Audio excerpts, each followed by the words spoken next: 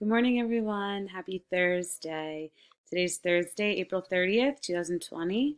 I cannot believe it's the last day of April. Tomorrow is going to be May 1st. Time is flying by. I hope you've been enjoying all of the assignments that we have created for you this week, and I hope you're ready for another fun-filled week next week with more assignments from us.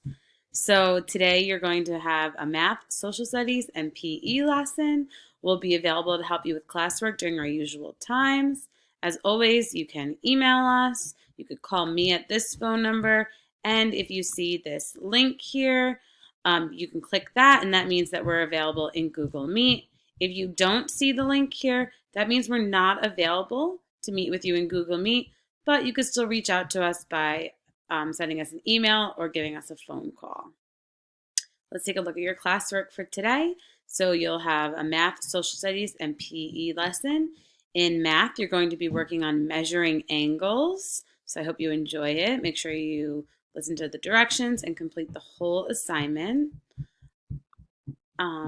In social studies, you will be learning about farms and manors, which has to do with colonial America.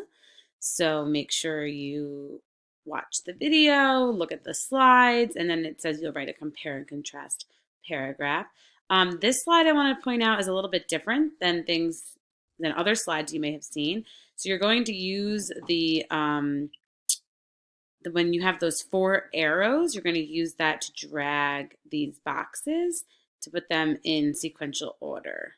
So I'm not giving you any of the answers right now, but you're going to move these boxes. So it's different where you're not going to be typing in any text. You're just going to be moving the boxes there. And then on the bottom, the last part is where you'll be typing in text. All right, and your PE lesson is super fun. I think you're really going to enjoy this. Coach G set up a paper airplane challenge, and he gives you a video here of how to make a paper airplane. So I think you're going to have so much fun doing that.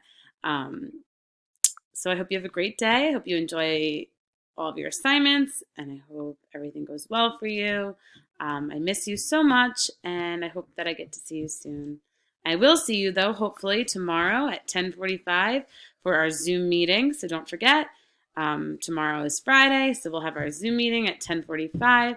And tomorrow morning, I will post the link to that Zoom meeting on our stream at 10 o'clock. All right, everyone. Have a great day. Bye.